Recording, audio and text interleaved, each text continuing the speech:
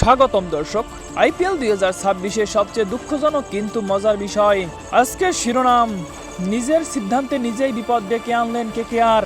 Cricket দুনিয়ায় এখন আলোচনার কেন্দ্রবিন্দু কলকাতা নাইট রাইডার্স। কারণ দলে নিয়েও শেষ পর্যন্ত দলে রাখলো না মোস্তাফিজুর রহমানকে।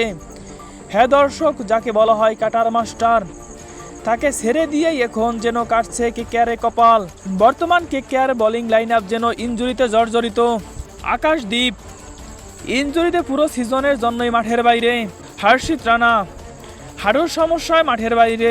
মাথিসা পাসিরানা, যাকে ফিটনেস জটিলতার কারণে শ্রীলঙ্কান ক্রিকেট বোর্ড আইপিএল খেলার অনুমতি দেয়নি। একের পর এক বলার অনিশ্চিত। আর তখনই প্রশ্ন, ফিজ থাকলে এমন কি সমস্যা হতো? ভক্তরা বলছে ফিজকে বাদ দিয়েই শান্তি নষ্ট।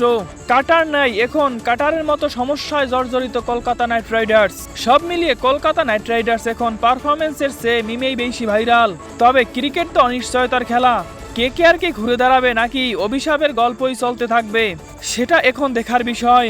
আমি আজকের মতো আপনাদের কাছ থেকে বিদায় নিচ্ছি। দেখতে থাকুন ক্রিকেটের সকল খবর সবার আগে।